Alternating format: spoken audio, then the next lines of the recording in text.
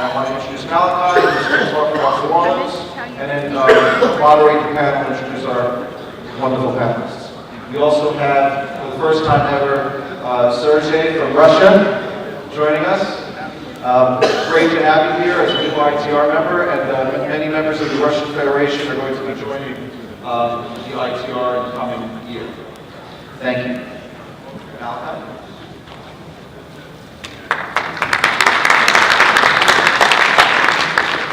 Good morning. Just to give you a quick ground rules before we get started, we're going to do the presentation. We're going to also allow questions. We're asking that you please go to the microphone. We have microphones set up in the middle of the floor. If you could just state your name, also tell us where you're from, and then ask your question. And all the panel members will answer those questions for you.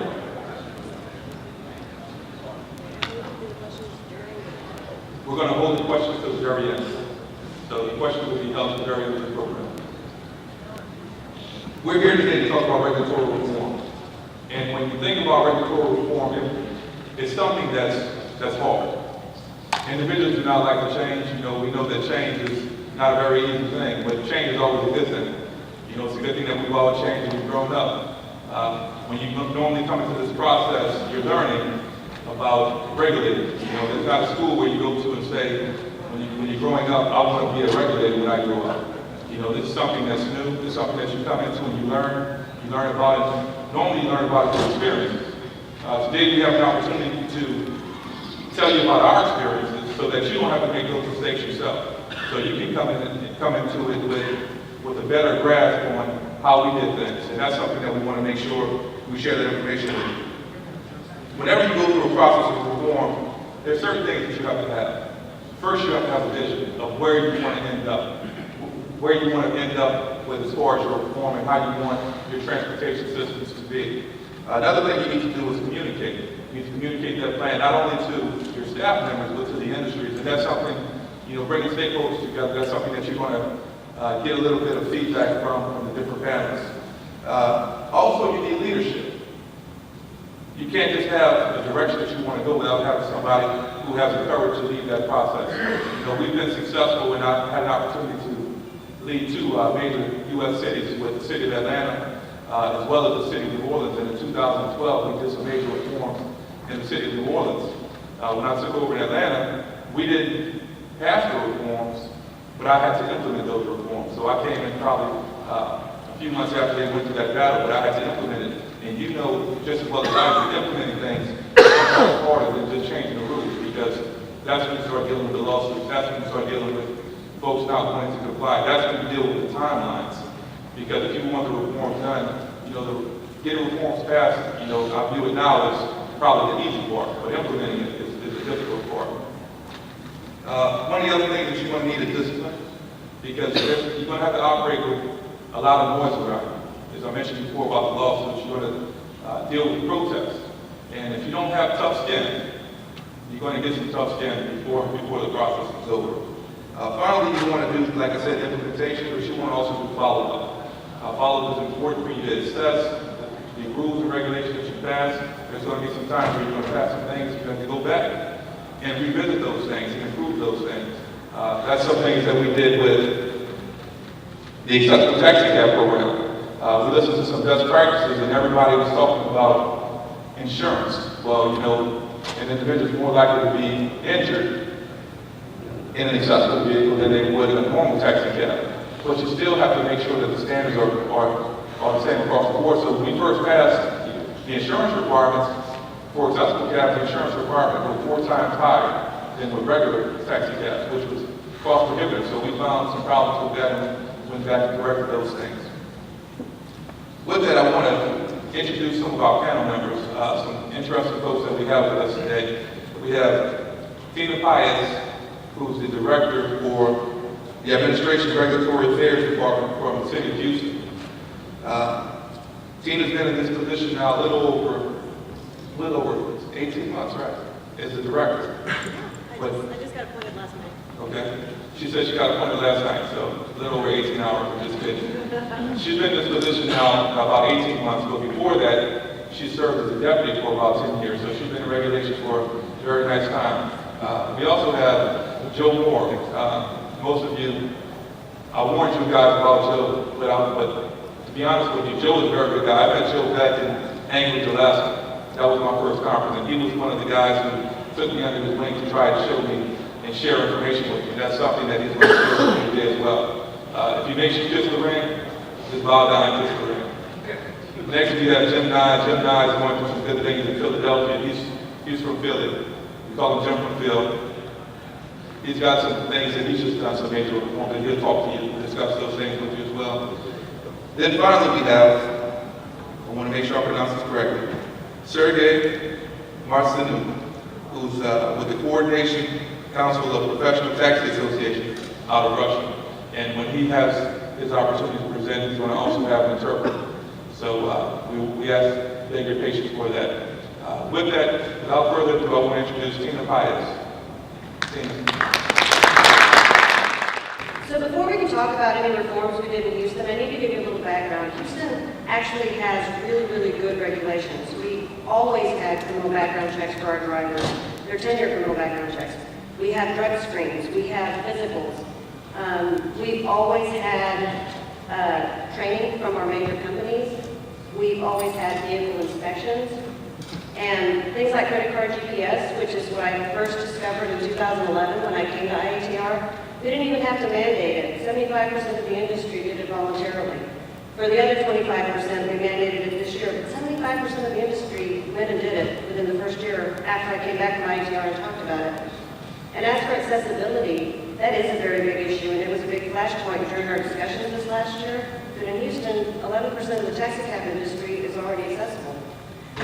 We did put in a mandate this year, but it's not just for taxi cabs. It's a mandate for the entire vehicle for hire fleet, which is something I haven't heard discussed a lot here today, and I'm curious about that because we mandated it across the board. So now it applies to taxi cabs, limousines, jitneys, everybody's petty cabs, including the new TNCs, which is something else that's interesting. So why any reforms at all? Well, after 2011, when I came back to the office, I came back with this 11-point plan that we were going to completely reform the taxi cab industry. Yes, we were really, really good, but we wanted to have cameras, we wanted to have standardized driver training, and we wanted to be able to keep up with everybody else in the country. So we started along this plan, the mayor approved it, city council was behind it. We have a very, very progressive city council and mayor in Houston. And then the new entrants came into the market, and we had to shift our focus from our taxi cab reforms to how do we deal with the new entrants in terms of public safety and customer service, and still allow the public to get the new options that they wanted. Next slide. So we set out to create this regulatory framework that, as much as possible, didn't attempt to create any winners or losers, but instead focused on the two main goals of all of our regulations in Houston, which is public safety and customer service. We didn't want to regulate the new entrants as taxis or limousines or anything else that we already had in Houston, but we wanted to focus on what would keep the consumer safety and what would actually provide something new in the experience for them. So we looked at other jurisdictions, we did a lot of research, we even looked at market failures from deregulation efforts around the country that had happened before, because some were saying that this was basically de facto deregulation, which is not. You'll actually find we regulated it pretty heavily. We also ended up tasking every single assumption that we'd already made within our own regulations. So we went through a 133-page ordinance, and every regulation that was in there, we tested it to see whether it was still valid or whether it was obsolete. We used to have this 30-minute waiting time for prearranged trips for limousines. But really, in the age of apps, in a digital age, do you really need a 30-minute requirement? Probably not. So as much as possible, all of the recommendations that we made, we wanted to base on facts, on data, and on the research that we've done with best practices around the country. Many of you were called by our staff. I know Chicago has told us we called them more than anyone else in the country calls them. And we did. We wanted to look at what was happening everywhere else, where TNCs had launched already. We wanted to see what impact it had on the local market, to see whether there's anything we needed to tweak before enacting any regulations. Next slide. As a result of all of our research, we came up with this list of lines in the sand. Basically, these are the 13 items that are the minimum requirements for any vehicle for hire that wants to operate in Houston. This includes all of the new entrants as well, Uber and Lyft. All but 4 of these already existed. Mind you, like I told you before, Houston has some pretty good regulations and some really, really good vehicle for hire companies. So the 4 new ones don't only apply to the had to make in the ordinance anyway. And many of you who've been following the Houston deliberations know that it took more than a year for us to get these. It was a very contentious battle. There were lots of lobbyists hired. There was a lot of name calling. There was a lot of media around this. But at the end of it, all the way since February 2013, these are the requirements that we've asked to be in the ordinance and to remain for all of that period. Next slide. These are the major regulatory changes that City Council approved on August the 6th, in addition to the 4 new requirements to our lines of the sand. First of all, we created a framework for the regulation of transportation network companies, such as UberX and Lyft. We also created regulations for mobile dispatch services, such as Uber Black and Get Ride. The TNC provisions will become effective on November 4th, and the only reason those didn't become effective on August 6th when the ordinance passed was because our criminal background check process actually goes through the state DPS, and it takes them between 90 and 100 days to get geared up to process new entrants. We created TNC commercial auto liability insurance. As I said before, there were 2 main flashpoints during these discussions. One of them was accessibility, and the other one was commercial insurance. So we went out and, again, looked at best practices, asked our broker of record to go talk to the insurance industry, and we created commercial insurance requirements for TNCs. We also added data submission requirements. Now that we were going to have 100% of the industry that would have the ability to report data back digitally, we wanted to use that to predict demand data in the future. And again, almost 75% of our fleet already had the integrated GPS credit card system, so we want to make it 100%. And for the first time ever, as I alluded to in my introductory statements, we have a mandatory requirement for accessible vehicles in Houston. And that's fleet-wide, not just taxi cabs. Next slide. So as I mentioned earlier, our public safety requirements remain the same throughout that long and contentious process. But the stakeholder input did result in one major and very positive addition to the ordinance. For the first time in history, we have these accessibility requirements. Currently, 11% of our taxi cab fleet is accessible. The new 3% requirement applies to all of our fleets, demos, taxis, TNCs, MDSs, and the Council also created an accessibility task force, and the task force is responsible not only for recommending how that 3% is going to be allocated across all of the different types of vehicles for hire, but they're also supposed to come up with penalties and come up with the deployment schedule for that. They're also supposed to recommend any other regulations that we might need out there. The task force is not going to be disbanded, but they have 12 months to make their preliminary recommendations. Next slide. And as I said before, we came up with insurance requirements. I know this has been a contentious issue all over the country, and we didn't really understand what the difficulty was in identifying those insurance requirements, except that we may have been told the same thing that we were. When we first started drafting these, what we were told by the industry was, well, the insurance industry hasn't really come up with a product that is available, and that's true. The product has actually changed 3 times during the process of drafting these requirements. We have now app-on, app-off coverage, but that could also evolve so that it becomes 24-hour insurance, which is similar to what all of the other delivery vehicles have. Next slide. And I only included this slide because it's just interesting to know what has been said subsequent to the adoption of the ordinance on August 6th. If you were at all involved in any part of it, and I know several of you were actually watching the live stream of the 5-hour debate at City Council about this, it was really a very contentious, heavily debated issue until the ordinance passed. These are comments since the ordinance passed, and I'm really pleased to see that they've been overall very positive. Thank you for your attention.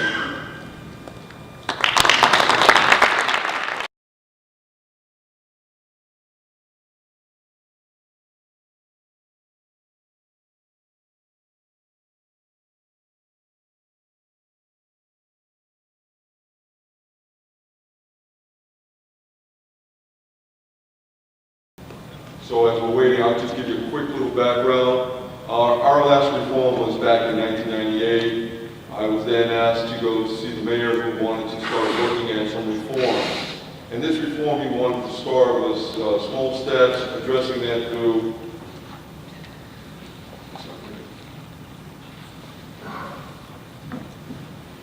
it's not there, sorry.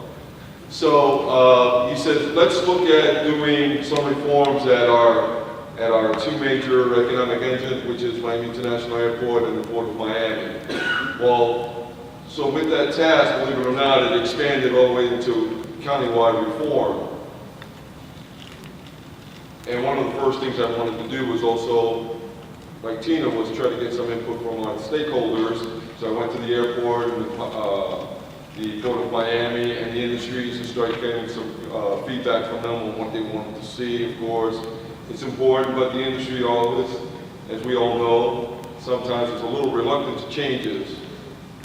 But once we explained that the mayor was behind this initiative on our legislative body, they soon realized I needed to get on board. If not, something was going to pass us by. So, again, as I'm trying to wing this as best I can, as we're waiting for our presentation to get the best we can.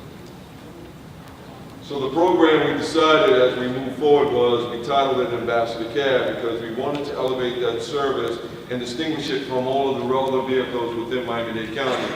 But as I said, as we started to discuss this process, it soon grew into making this into countywide.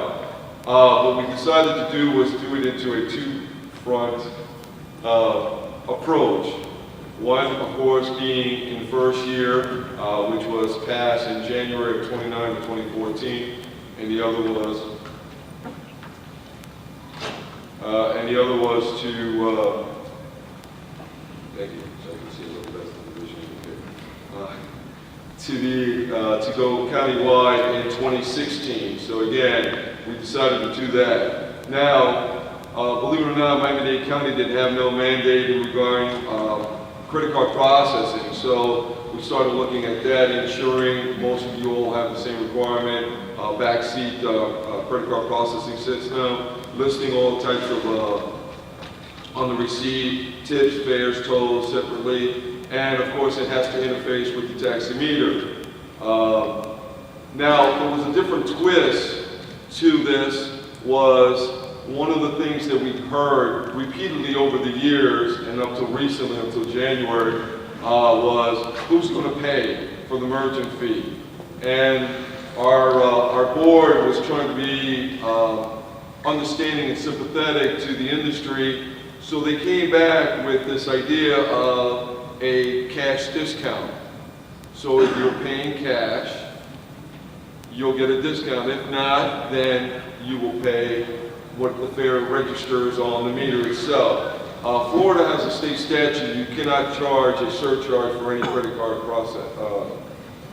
So again, we were trying to figure out how to get around that to get the merchant fee paid, but not violate state law. So again, this was a creative idea, and we decided to come back with a cash discount. And so this way, the credit card processing company gets their fair share.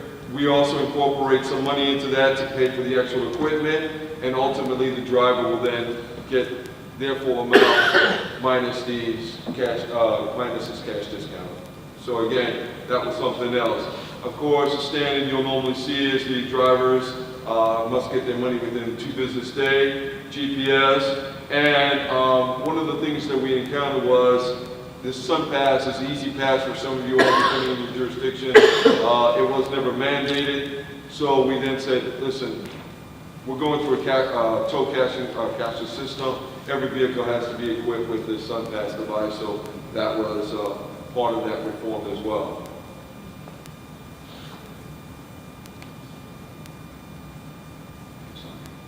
All right. Same as many other jurisdictions, we've also required digital security camera system, a warning panic system. If you ever been to South Florida, it is a little warm. We want to make sure that the air conditioning works properly in the back seat as well as in the front seat, so shields was something. Also, our Greater Miami Convention and Visitors Bureau was concerned on the perception of those partitions. I know there are safety devices, but again, they were looking at it from a marketing standpoint. If you're in the back seat and you got this partition, what does that say as you're coming in for the very first time to visit our wonderful municipality? The other was our current code prior to this reform was the vehicle age was 5 years and had to be retired at 8. Like many of you also, during the downward economic turns, our board decided to extend the vehicle age for 3 additional years, and then they were trying to figure out well, why are the vehicles looking so ratty? Well, that's because you gave them, not only was there 8, now you had 3 additional, so now these vehicles were 11 years old. We had no prohibition on them being a former police vehicle, rebuilt or salvaged vehicle. So what we did was we then went back and said, okay, the vehicles must be no older than 3, it must be out by 6. We've also created some incentive, and we've added 2 additional years for our wheelchair accessible program. We all know there's an additional cost, so we wanted to try to ensure that those operators recoup some of that cost by allowing these additional years. So we went from 5 to 3, and from 8 to 6, and from up to 10 before, now it's down to 8.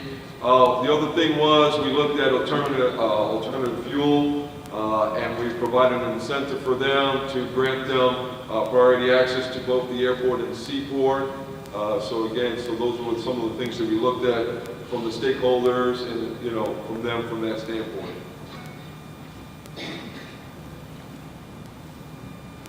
As I mentioned to you before, in light of, so they made the decision to create this cash discount that would also pay for some of the technology.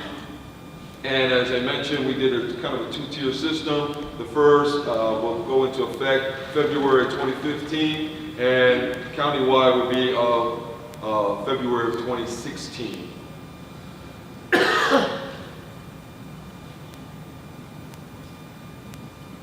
The other thing we looked at was chauffeur conduct and training.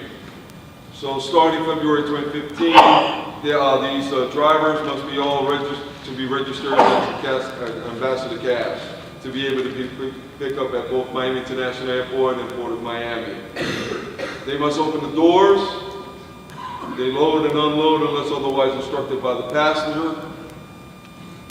They cannot refuse to accept payments of credit card and collar shirts, shoes, trousers, and there's no exception. We currently do, if you have a medical condition and we have that on file, you could get an exception based on whatever ailment you may have. And again, it is on a renewing basis, but at Miami International Airport and Port of Miami, there is no exception that will be allowed. So if you have an exception, you can work countywide, but you cannot work either at Miami or Port of Miami. If you violate any of the above, there's a $250 citation and the risk of being removed from the ambassador cab program up to a year. And I'll go into a little bit. When you're removed, it is for 1 year. And if you're found of 2 violations, so everyone has a clean slate. You start with a clean slate, and then as you're operating, if you get 2 violations of Chapter 31, which is the code that we enforce, or fail to pay 2 or more, you can be removed or found guilty of affair. Now, in here, we call it a couple of the deadly sins. One of them is if you fail to use the established rate, or if you're found refusing to transport. One of those violations, you'll be removed from the program up to a year. And if your second violation, then you are removed permanently from the ambassador camp program. So, and I would like to thank you for your time.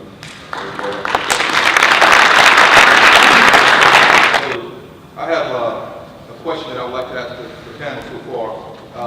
What was your greatest challenge in implementing your regulatory reforms? What was your greatest challenge in implementing your regulatory reforms?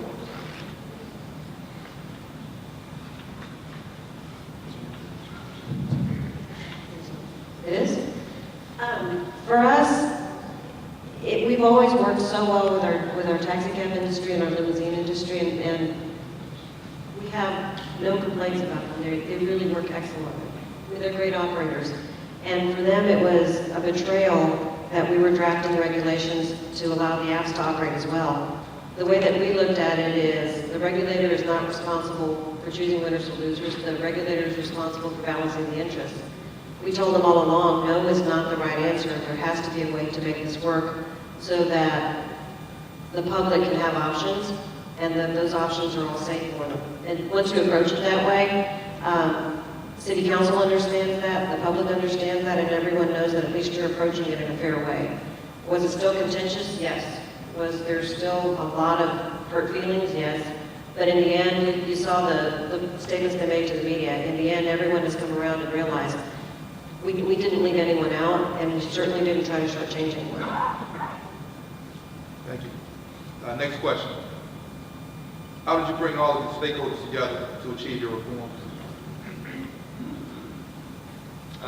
Speaking for Philadelphia and the process that we need to go through with the state now, under the Independent Regulatory Review Commission, essentially there's a prescribed process where you hold public comment periods for so long, and you have public comment hearings, which we would hold in the Pennsylvania Convention Center. People would come, and the comment would be over in 2 hours, and we would get the written comment, within the prescribed period of time.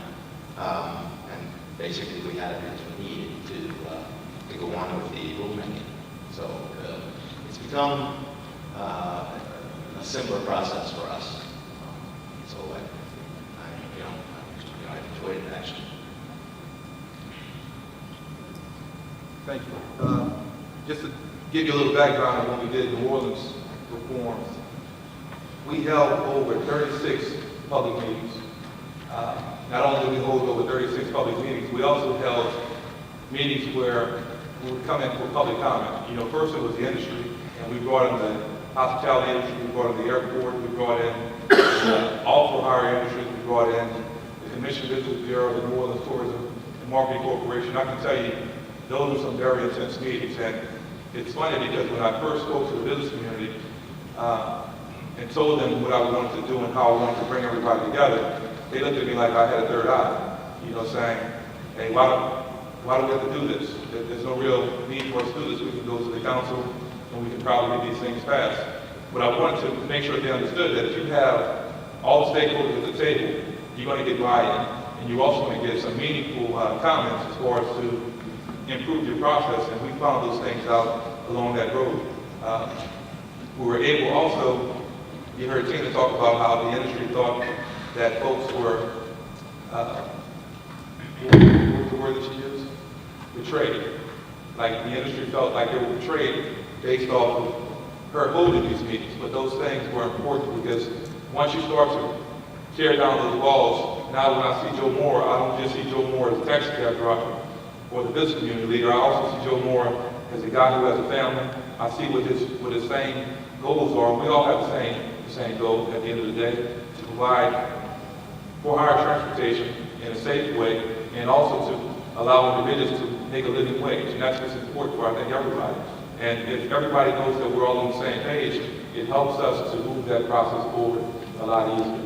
And some of the things that Tina talked about as far as her post-ordinance comments, these are things that we saw as well, and I've heard in other cities that once you implement these reforms, normally some cities, and I think most of the Canadian cities have done this, where they actually do a survey when the reforms first pass, and then they do a survey about a year later, and they always see that the reforms have their negative input from the first survey, but then about a year later, or as time goes on, everybody starts to embrace it and say, this is the best thing we've ever done. We don't know why we didn't do this in the first place. And these are things that you see with credit card systems. We saw those things with camera systems, because everybody was saying, we don't want Big Brother watching us. But then once we started to solve crimes where you had individuals who were assaulting cab drivers, and we were able to get those criminals off the street, you saw the industry starting to feel more safe. They were behind it, and those are things that actually benefited the city of New Orleans. We're going to bring up Sergey up right now so he can do his presentation, and then we'll get back to James now. Приветствую вас от лица профессионального сообщества России, то есть тех, кто занимается такси, всех участников. Передайте приветствие. I just wanted to greet everybody on behalf of the Russian Professional Taxi Association. Хочется отметить очень важность вот такого плана мероприятий, когда профессионалы в отрасли могут собраться и обсудить основные проблемы, с которыми сталкиваются. I would like to reiterate how important and timely is such an event where colleagues can exchange opinions, where experts from different countries have the opportunity to discuss their issues and establish new contacts. Наша вот отрасль такси сейчас находится в такой стадии революционных изменений, когда приходят интернет-технологии, и правильно принять эти изменения очень важно для всех, кто занимается регулированием. Our industry right now is at the stage of revolutionary changes driven by new technologies, whereas it's extremely important to make correct decisions in using these new technologies. Также хочу поблагодарить организаторов за предоставленную возможность выступить. И тема выступления – это такой обзор ситуации легковых перевозок в России, как вот все у нас развивалось, и особенности некие изложить. I also would like to thank IATR for allowing me the opportunity to make my presentation. The topic of my presentation is the market of auto transportation in Russia, the history, the current state, and regional specifics, regional aspects. В начале выступления скажу о себе, представлюсь. Зовут меня, уже сказали, Мартинюк Сергей. Я представляю организацию Координационный совет профессиональных ассоциаций такси России. First, as I was already called out to you, my name is Sergei Martsenyuk. I represent the Motor Carrier Professional Taxi Association in Russia, and I am on the coordination of this association. Основная цель нашей ассоциации – это создать посылки для создания некоммерческих объединений перевозчиков в регионах и координацию взаимодействия с регуляторами такси. Our main objective is to establish information systems to control transportation enterprises as well as coordinate the professional associations. И также хочу сказать, что с этого года, с 2014 мы являемся, вошли в члены IATR, организации народных перевозчиков. Our main objective is to develop non-commercial establishments, transportation establishments, and to coordinate their interaction with regulators. We are members of the IATR since 2014. Теперь уже перейду непосредственно к докладу. Now for my presentation. До распада СССР всеми перевозками в России, в Советском Союзе занимались государственные предприятия. Других в то время не было. А нелегальные перевозчики преследовались в уголовном порядке. Prior to the collapse of the USSR, all transportation services were provided by the state. The private enterprise was subject to criminal penalty. Стоимость услуги была единая на всей территории страны. И была достаточно высокой. Для сравнения, хочется сказать, что километр проезда стоил так же, как 1 километр проезда в Москве стоил, как 4 поездки на любом общественном транспорте. То есть автобус, трамвай, что-то подобное. The fare for such service was rather high. As an example, it cost to use a cab for 1 kilometer as much as the public transportation fourfold, meaning using a bus or a tram, etc. И качество услуги было не самым высоким уровнем, мы видим, и автомобили были простые, и также явно ощущалось недостаток этой услуги, были большие очереди на стоянках такси за машинами.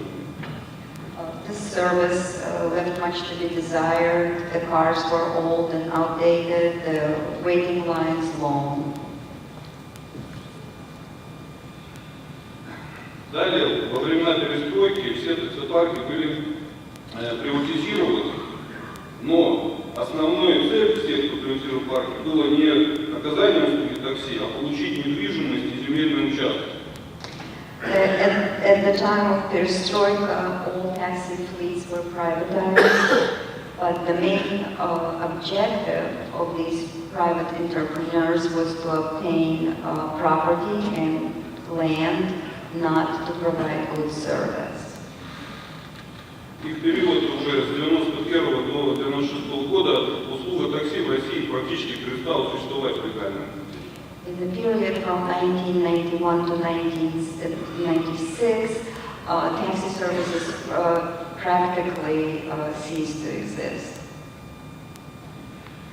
И с 96 года начали появляться службы заказа такси по телефону, и которые принимали заказы у пассажиров и передавали при помощи радиостанции водителям, частным водителям. Starting with 1996, taxi services were re-established. Taxis were ordered via telephone. Drivers received these orders via radio transmission. И особенно это развитие, данная схема начала получать в 1998 году, под которым был дефолт в России, и многие люди лишились работы и оказались в виде нелегальных перевозчиков на улице. Such enterprise gained special popularity in 1998, the year of Russia's default, the year of great unemployment, where many people became these outside of the legal system cab drivers. Ну и по сути вот эти люди стали основой нового такси, так сказать, российского. These rogue entrepreneurs became the foundation for the new quote-unquote taxi service. Значит, и с того времени так вот получилось, что в России 90% заказов такси выполняется только с телефонного вызова. 90% of all taxis are ordered via telephone in Russia. То есть такси с улицы, с руки, когда выходят, или где-то на стоянках, остались только в крупных мегаполисах, крупных городах. Such establishments as taxi cab stands, also cab drivers driving in the streets looking for customers, remained only in big cities. Ну и скажу несколько слов о регулировании в то время. В 90-х годах регулированием работы такси занималась федеральная транспортная инспекция, то есть федеральная государственная структура. In the 90s, the taxi cab service was regulated by a federal commission. Ну, она подчинялась именно Министерству транспорта Российской Федерации. И имела свои подразделения в каждом муниципальном образовании. It was under the Ministry of Transportation of the Russian Federation with departments in each municipal territory. Лицензия выдавалась на предприятие, лицензия на деятельность такси выдавалась на предприятие, а на каждому транспортному средству отдельная карточка давалась.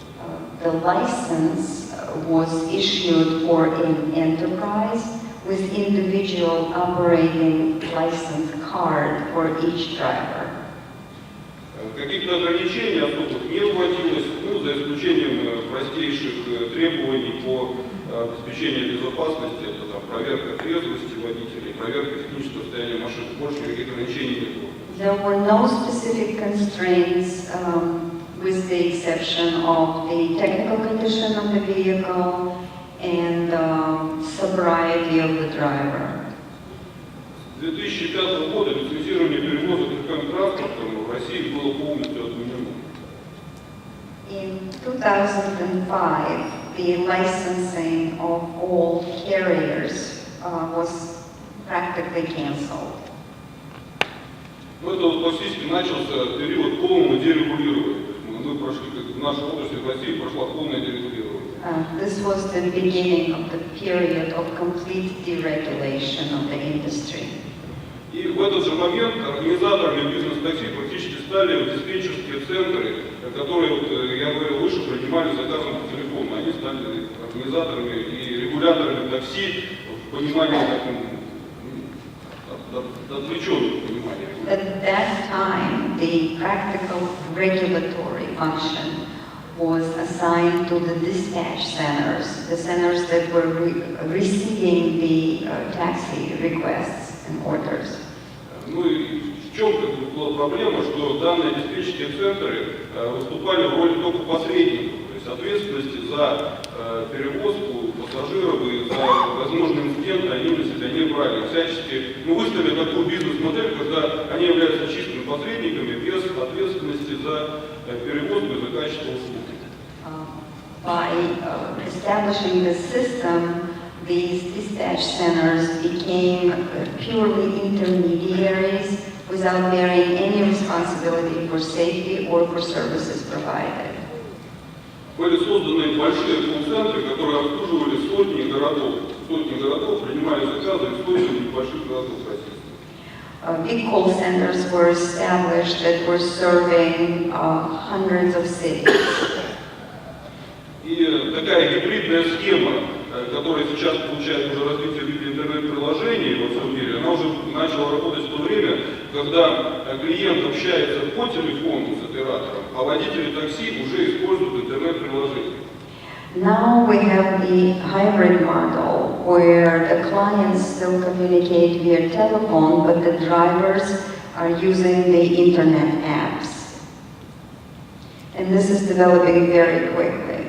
Ну, это такая особенность не сильно развитых стран, где интернет-технологии не сильно развиты. То есть население еще имеет мало смартфонов, но водители уже, которые хотят получать работу, они покупают смартфон и получают работу через этот смартфон.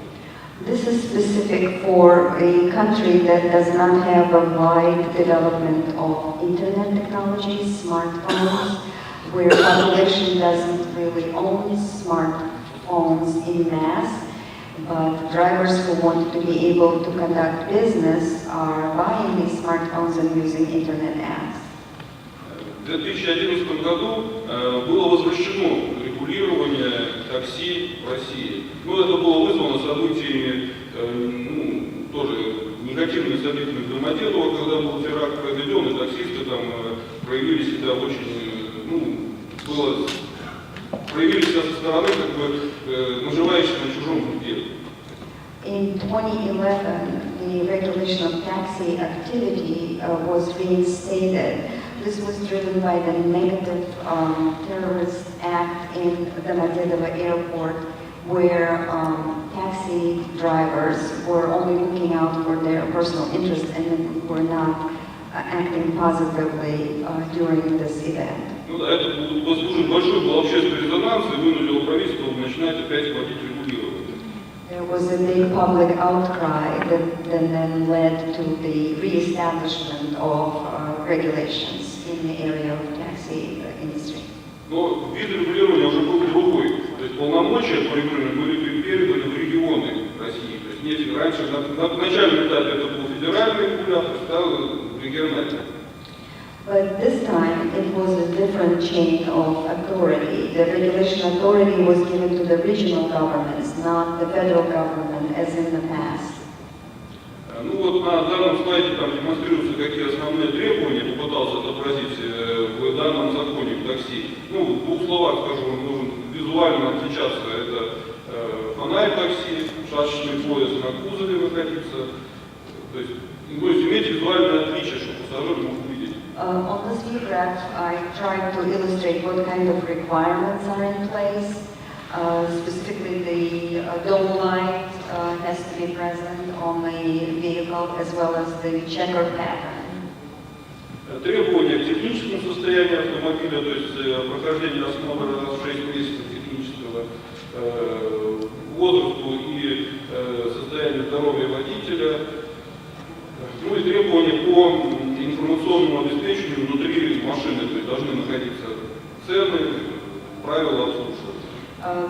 Also, the requirements are the technical condition of the car, which is every 6 months inspection, the skills of the driver, the health of the driver, and also the fare should be displayed inside the vehicle.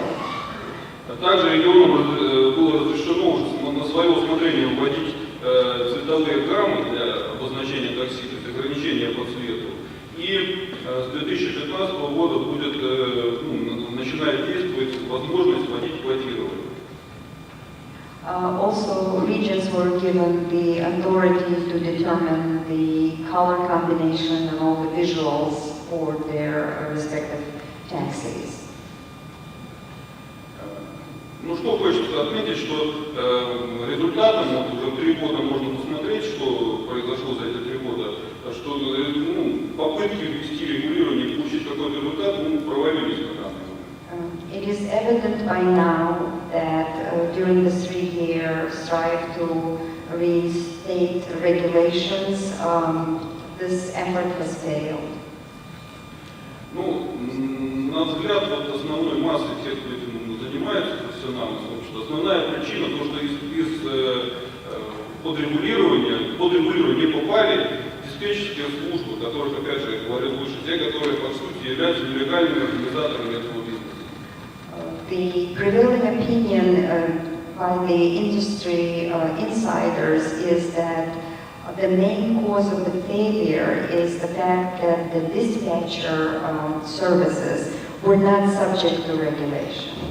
То есть основные требования вводятся именно к самим водителям, к внешнему виду машины. То есть получается, что очень много регулируют какие-то внешние факторы и преследуют там за их исполнение, что даже выходили на митинги, что хватит кошмарить такси с лозунгами. So the main conclusion is that the regulations were geared towards the external requirements, such as the visual requirements, whereas the core need to regulate the dispatch services was not implemented. Hence, as you can see, there was a lot of demonstrations and drivers were carrying banners asking to stop terrorized drivers.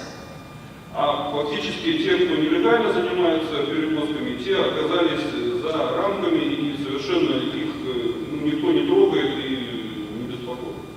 People who were providing illegal transportation services were not affected by these regulations and continue functioning freely.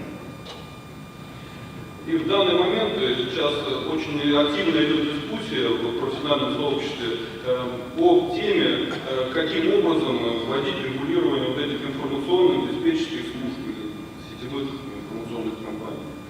Presently, there is an active discussion going on about the need to develop regulations of information services, about what form and technical implementation these regulations will lead to. Сейчас обсуждается 2 возможных подхода, как регулировать информационные службы. 2 different approaches to the regulating of the information services are being looked at. То есть признать деятельность этих информационных служб отдельным видом деятельности и, соответственно, для них специальными законодательными актами их регулировать. To recognize these information services, these dispatch services, as a separate kind of enterprise, hence regulating them through a separate regulatory statutes. Мотивируется это тем, что данные сервисы не только с транспортом, функционируют и в многих других отраслях по той же примерной схеме, когда информационный сервис связывает потребителя с исполнителем услуги, но сам остается за рамками регулирования. The substantiation for this approach is that this kind of service is indicative not only for transportation industry, but for many other industries.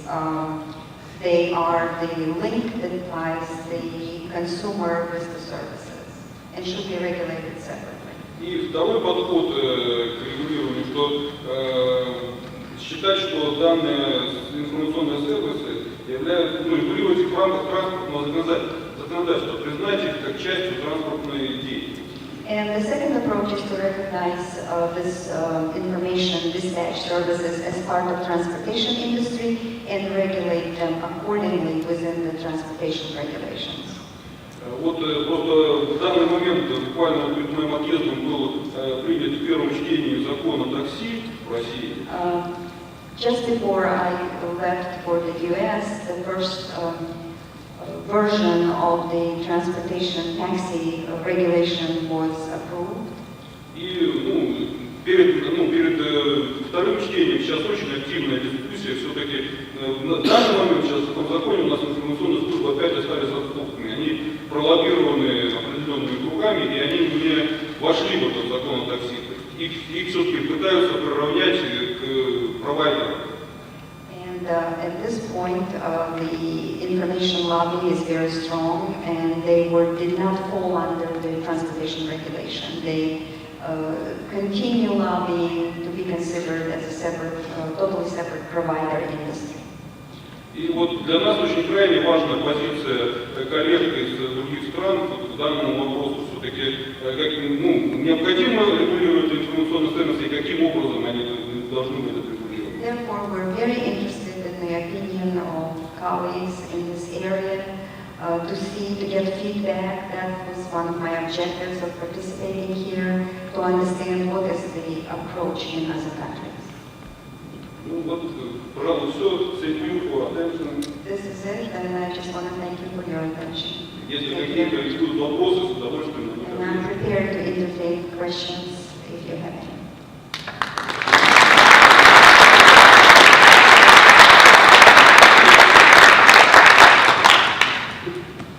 Our final presenter is going to be James Ney from Philadelphia.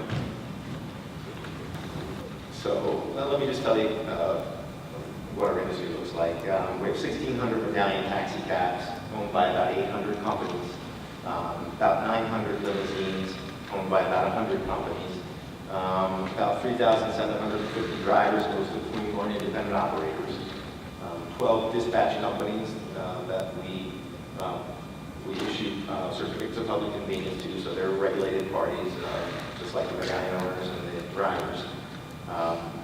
And these dispatch companies, each medallion taxi cab must belong to one of the dispatchers. We also have 6 partial rights taxi cab companies deploying about 200 vehicles with operating territory straddling sections of the city and the suburbs and the peripheral areas of the city.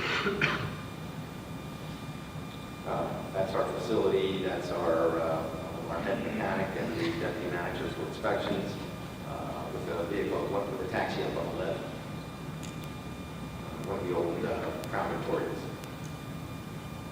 Just told you about the legal challenges that we had and what inspired us to promulgate the regulations in 2012. Since then, we did become a much stronger regulatory body. This just shows something in vehicle equipment, the mobile data terminal in the front of every cab is required. 2 passenger information monitors from the 2 approved companies in Philadelphia. After we did successfully promulgate that new set of regulations in 2012, we worked with the legislature and successfully helped pass legislation authorizing issuance of 15 new wheelchair accessible medallions for sale each year for the next 10 years. Some of the aspects of that require substantial compensation and incentives for the drivers during their certification process. Modifies language in our enabling legislation, Act 94, which allowed us to take authority from the Public Utility Commission in 2005. It allowed us to modify the language to allow installation of either safety shields or cameras as crime prevention measures in all cabs. So this brings us up to date now on regulatory initiatives essentially over the past year since the last IATR conference. We promulgated additional clarified regulatory impoundment procedures. We always had impoundment authority because it's the nature of our agencies. We enforce parking regulations. That's what we did before 2005. So we have nearly 100 tow trucks that actually tow and impound vehicles that are on snow emergency routes and actually day-to-day for AM and PM rush hour clearances. The The next reg was, that we promulgated was for large vehicle amendments, additional corrective measures. Third is wheelchair accessible vehicle taxi cabs. Fourth is taxi cab medallion sales. And the fifth one is taxi cab safety cameras.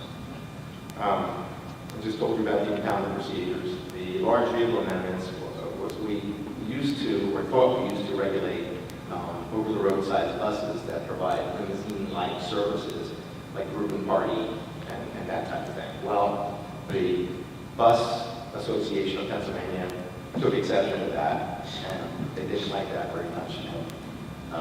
We worked together to basically get us out of the business of regulating any 15-seaters. It also clarifies service rights and responsibilities of partial waste taxi cabs and the PPA's jurisdiction in regulating them. Codification of various long-standing driver certification procedural requirements, etc.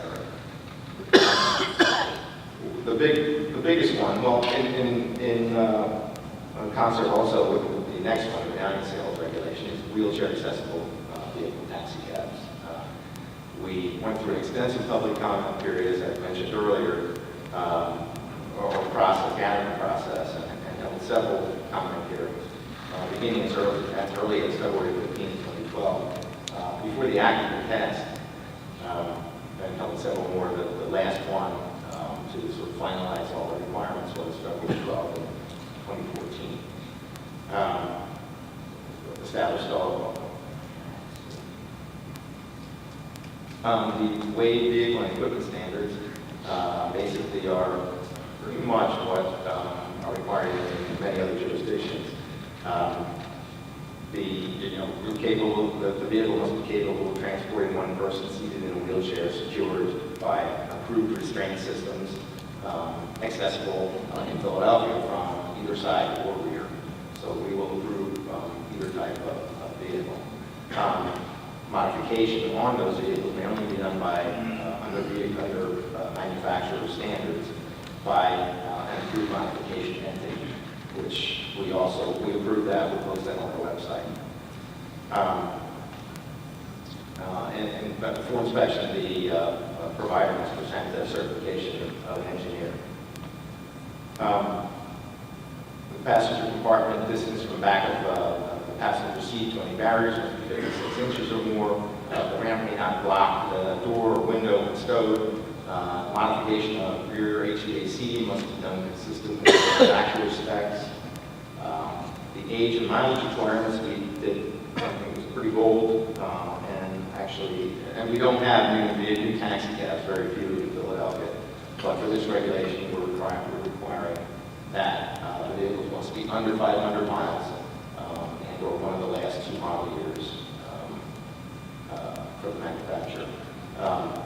Or to state that taxi cabs may not be presented for inspection upon reaching 5 years of age. Vehicles currently providing weight taxi cab service are exempted until they reach age and mileage of standard cab. That's the current operators, of which there are only 7 at this point. The weight dispatcher requirements, saying that all BPA certified dispatchers, again 12 of those, are required to immediately forward contact information and the location of any requests for wave service to approved wave dispatchers. Only a wave dispatcher may dispatch wave taxis. Wave dispatchers, their requirements, their main requirements is that they must maintain at least 10% of all wave taxi cabs currently authorized to provide service within their membership. That they must maintain a means of simultaneous internet and telephone communications with all other wave dispatchers. And priority must always be given to wheelchair user service requests. If called dispatcher do not service request in 20 minutes, the request must be forwarded to all other wave dispatchers closest cab. Of course, they have to maintain data, and each service call, resolution, name, date, fare paid must be provided to us, the regulator monthly. Wave taxi cab drivers must have 2 years experience as Philadelphia taxi drivers with no record of unsafe or discourteous service. Wave drivers are capped will be capped at 4 times the number of weight taxi cabs currently available. Renewal fees paid from sales paid from sales of weight medallions. Waiver drivers will not be renewed unless they have provided at least 1,600 hours of service during the previous years. We have a lot of drivers that take off for months at a time during the summertime and go home, visit overseas. And this will assure that there's continuous service, consistent service. That would require that drivers must have at least 6 hours of in-class training, pass the test with a score of 80%. The training is focusing on sensitivity training, safe and proper use of equipment, entry and exits during persons in wheelchairs. And of course, they must provide preferential service whenever possible to a person seated in a wheelchair and report this to his or her dispatcher if it was a hail pickup and not a dispatch call. On to the medallion sales regulation, which was promulgated concurrently with the WAVE regulations. All 150 medallions authorized for sale by Act 119 will be required for use on WAVE taxi cabs. 45 of these will be authorized for sale beginning October 22nd, exactly 1 month from now, with 15 additional medallions authorized each June for the next 7 years.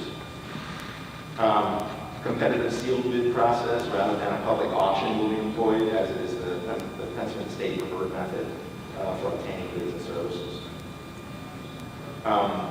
Bidders must be existing medallion certificate holders or those who have applied to be such 30 days prior to the date of bid is due. Notice of medallion sales in the Pennsylvania Bulletin must be made by the authority at least 60 days before bids are due, detailing these special restrictions placed upon the sale, such as, that must be a designated weighing medallion. We gave that notification back in early August, so we're good to go. It's 1 bid per medallion per sealed envelope. Deposit 10% of the bid amount in certified check, bank check, or money order must be given. Non-refundable, this is non-refundable to the highest conforming bidder and credited toward the sale. It's returned to unsuccessful bidders. A bank statement is required in the bidder's name, evidencing sufficient funds for purchase, or a letter of commitment for no less than 80% of the bid price. Strong non-collusion verification requirements. The bidder must sign that they have not colluded, consulted, or agreed with another bidder for purpose of restricting competition. The bidder has not disclosed the bid price to another bidder for purpose of restricting competition, and that the bidder is not an owner, partner, officer, shareholder, or key employee of another bidder. Some additional requirements for non-responsive bids.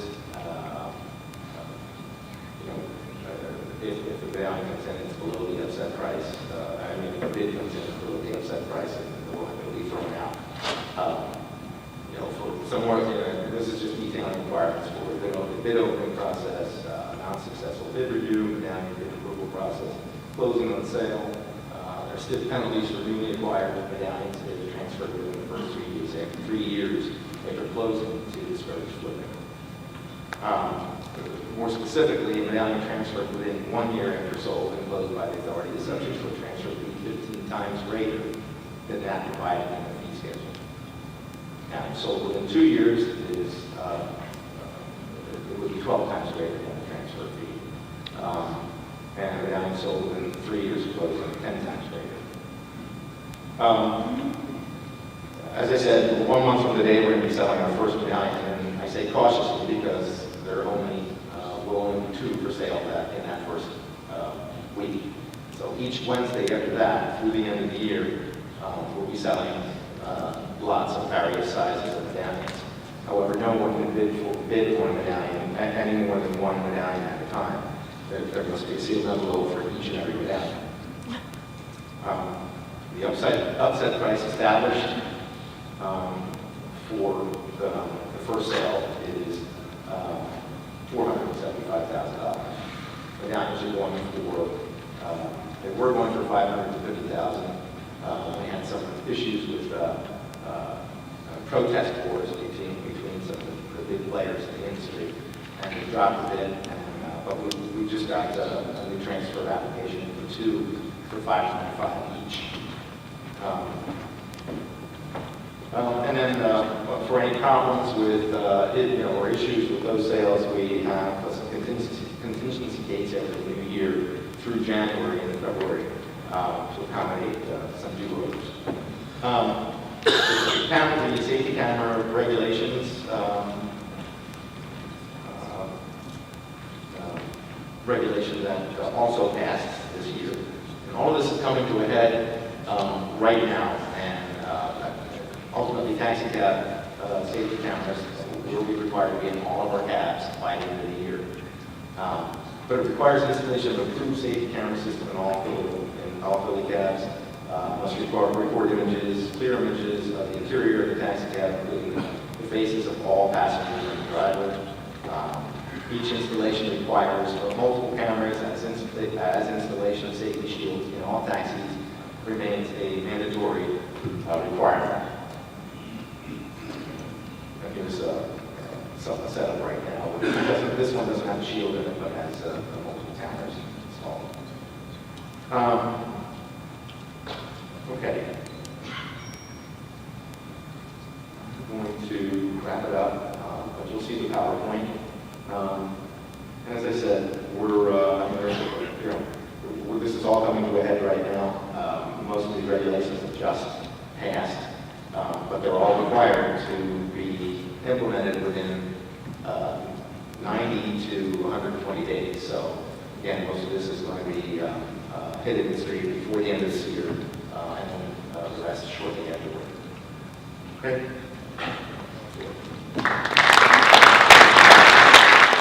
I'd like to thank Sergey, Jim, Joe, and Tina. Does anybody have any questions? Any questions? Could you please come to the mic, please? My name is Michael Zano. I'm one of the GH partners. We're industry advisors. Work for various weeks. Question is for regulators, particularly Miami and Massachusetts, and dealt with this issue. But with respect to new entrants who come in, obviously Uber and Lyft and others, and who at least initially operated illegally, at least to claim it operated illegally inside a number of times. How have you dealt with that, and how are you dealing with it now? I guess Miami's still dealing with it. And what happens to drivers, and how does that impact legislation and reform? In Houston, I don't know about Miami, we didn't have the authority to impound until August the 6th, so we issued more than 1,200 citations. We're going to start impounding on September 25th, so that's going to change the game a little, because what they told us is once we start impounding, it'll be a lot more difficult for them to operate, and they'll have to back off more, because UberX and Lyft don't become legal until November the 6th. Yeah, I mean, because August 6th, the ordinance passed, but there's that 90-day waiting period. From Miami-Dade, we enforce Chapter 31. We do have the authority to impound, so we have impounded vehicles. We also started issuing citations. We are somewhere almost over 400 citations. Each citation carries a $1,000 fine. We're citing the drivers as well as the vehicle themselves. We don't have the authority to issue any citations to either Uber or Lyft. Currently, there are 2 pieces of legislations that will be subject for a public hearing on October 15th. One will be addressing kind of the UberX and Lyft model, and the other is Uber Black. Each of them are, while they're tracking parallel, they are 2 separate pieces of legislation. Different commissioner sponsor. The Uber Black is more of a control. The industry is supporting that because it has a growth mechanism of 300 luxury sedan licenses. Luxury sedan is defined, and again, it's a finite number. Also, minimum rates are involved in this. It's not transferable, so both taxi and limousine industries are supporting this particular legislation. The Uber X model, or the transportation network entity model, for lack of a better word, has licensing requirements. Drivers are required to get licensed, to be trained by us, background checks, of course, just like every other driver that is currently licensed by Miami-Dade. The vehicles can only be up to 5 years. The vehicles also have to go through our inspection station as well. We do have a facility, we do over 20,000 inspection, and it's also based on the vehicle age. They're, as I mentioned, also being trained by our department, and there is a commercial insurance requirement at this point in time. So, kind of a brief overall overview. The only thing with the Uber X, it is unlimited. The transportation network entities are required to be licensed by Miami-Dade. We are supposed to come back with a fee or an implementing order for a free structure. So again, there's some different components as well as identifying vehicles on the Uber flag. So again, 2 different pieces of legislation, tracking parallel. It'll be interesting come October 15th, although there might be also a committee of the whole where all of the board will come together and hopefully vote on something and we will see some legislation. But we're here to enforce Chapter 31 from Miami-Dade's perspective. Thank you. Last 2 questions. Raffaele Gassi, Presidente Southern Adriano. I'm sorry, don't speak English, but question. Mr. Grassi is the president of the Syndicate of Taxi Drivers in Milan, and another question. Okay. What's your question? Oh, the question. He wants to know how Houston managed the arrival of Uber X in terms of regulations. And this is my request. Please talk slowly and slowly. I talk really, really fast. I know. They launched at the end of March. That was around rodeo time. And as I said, we've issued about 1,200 citations to them. The regulations that we... Okay. Sono lanciati in marzo e li hanno fornito 1,200. We will start impounding their vehicles on September 25th.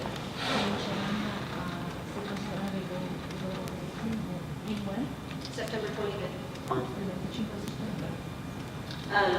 They do become legal in Houston on November the 6th. And we've assessed a 2% of gross revenues fee to them as part of the regulations. They'll be paying the city 2% of gross revenues instead of a permit fee.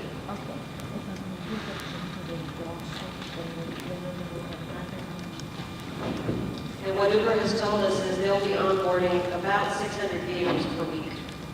Onboarding? We're getting them licensed. Okay. How many? 600 per week.